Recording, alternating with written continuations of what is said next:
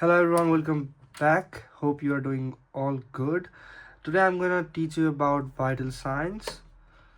And if you are a nursing student or doing medical medicine, then you might know what vital signs are. So it's just a basic measurement of a human body, basic measurement of human body.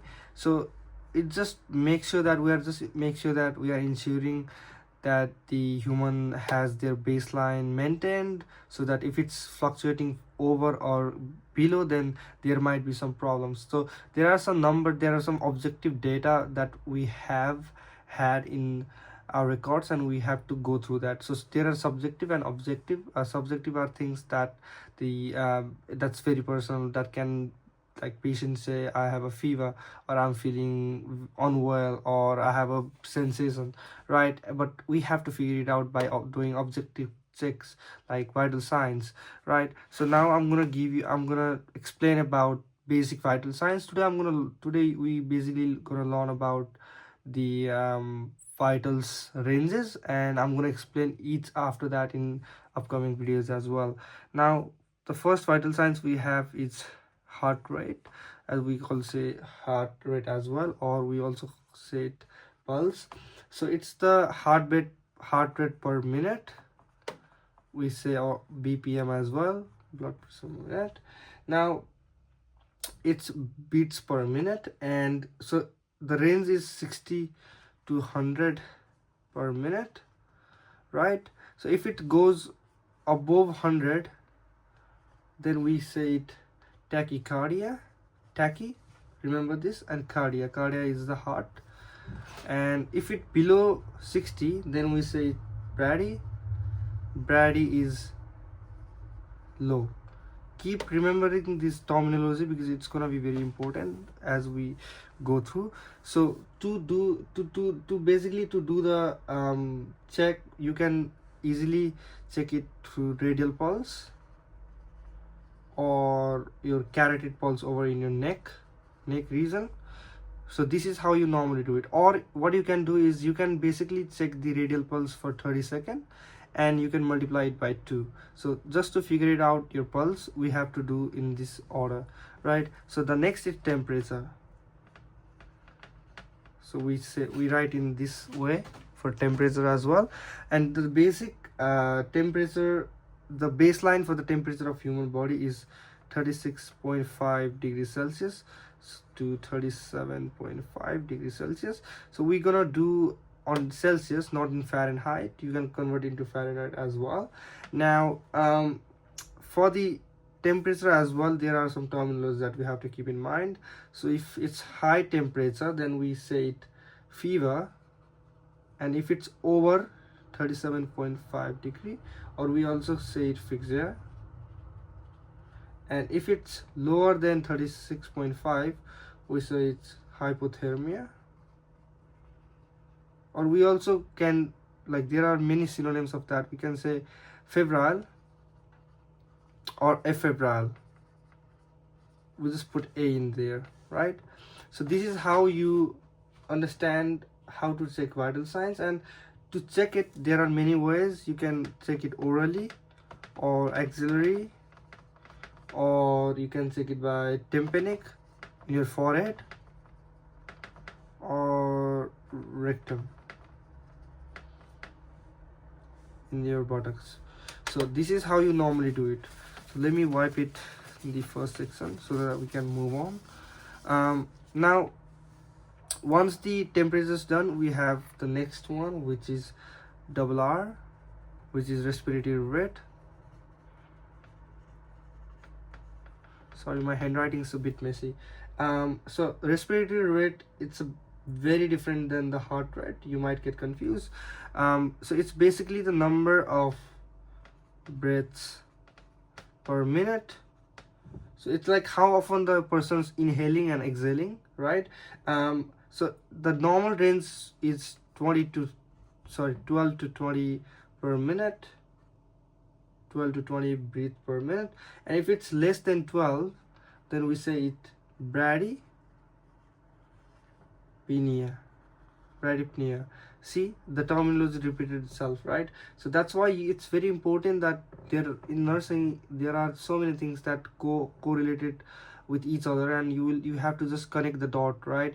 And once you start connecting the dot, it's become much more visibly clear that, oh, so that's what I have learned, right? We just learned on heart rate that if it's low, it's always brady. So the terminals that changed was bradypnea as just pnea, right? And if it's more than 20, then tachy, right? Very easy. So for this one, to check it, it's very confusing. It's because we normally don't put any kind of devices on checking the respiratory rate. Basically we observe it, we inspect, so there are like inspect, palpating, auscultation, precaution. There are a lot of things that will come up, but we basically inspect. So how we inspect is, let's say a patient is lying in a bed and we have to inspect the respiratory rate. So what we do is we subtly, in a subtle way, we check their respiratory rate while they are being engaged in other activities, while we are, let's say, while we are uh, maybe giving them food, or we are changing their clothes. We certainly check their respiratory rate in such a way that they didn't find out, right? Otherwise it can alter. Now let's move to the fourth vital signs.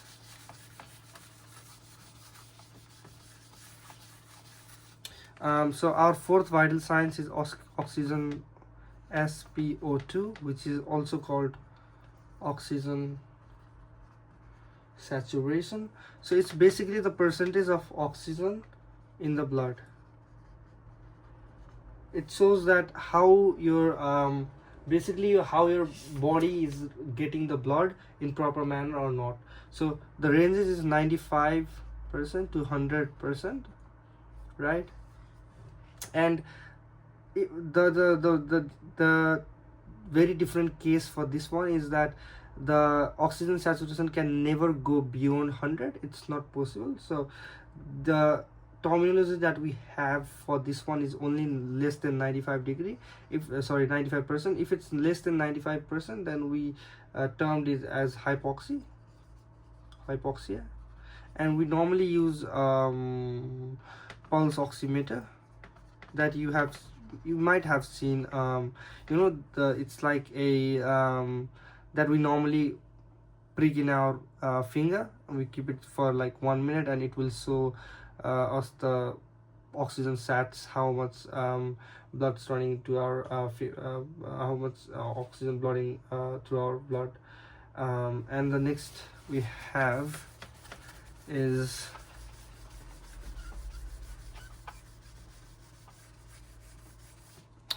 the next we have is blood pressure. This is the most important one.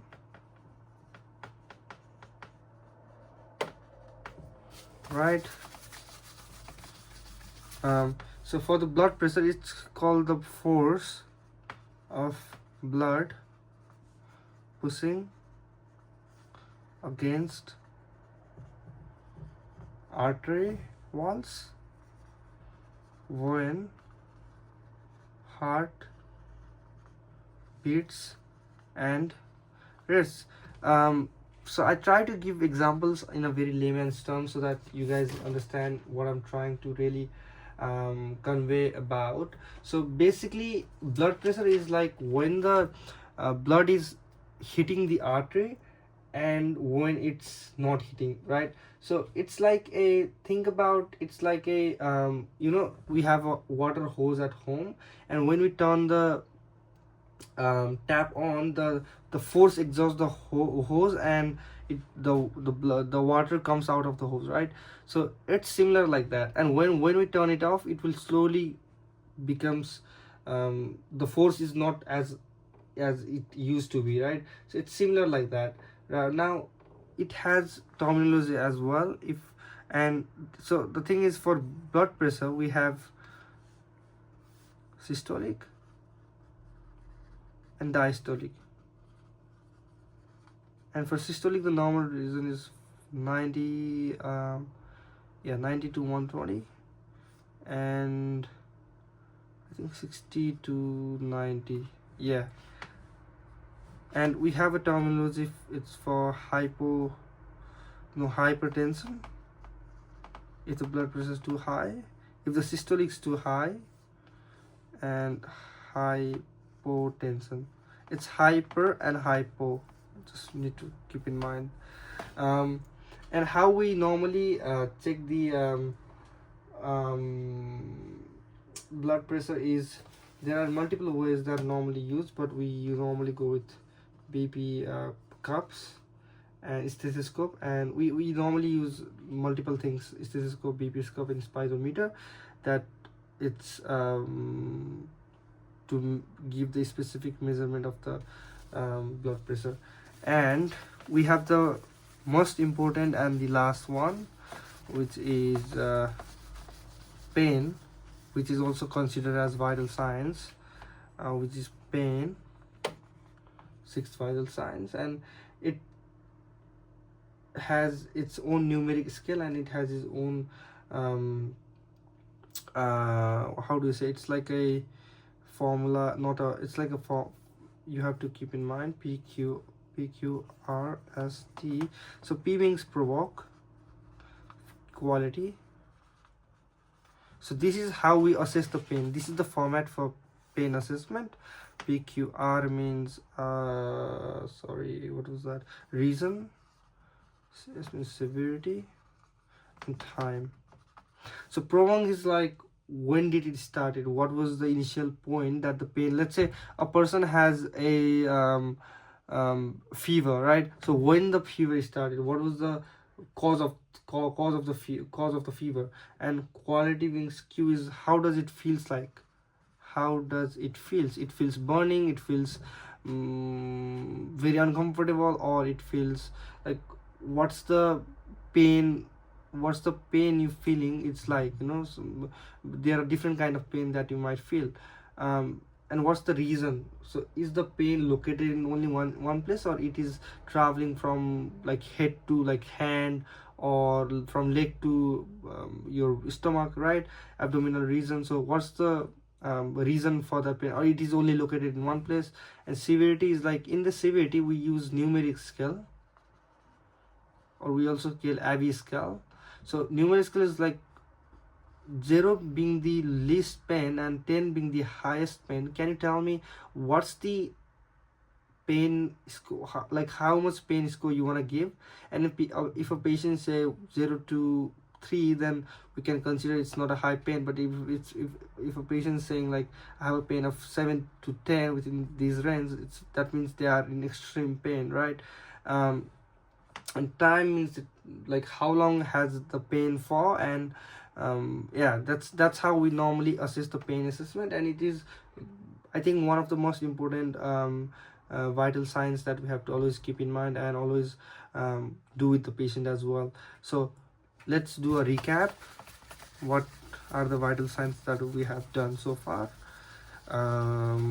So the first is heart rate or pulse. The second is respiratory rate, and we have blood pressure, we have temperature, we have SpO2, oxygen sats, and we have pain. And there are a lot of things that it comes, but these are the basic rules and basic things that we have to keep in mind as a nurse, or if you are a student of medical science. Hope I try to explain as much as I can, and I don't know if I have conveyed what I have understand so far, but thank you for watching, and see you in next video. In next video I will be explaining each of the vital signs in such a manner that you understand. And thank you so much for your time.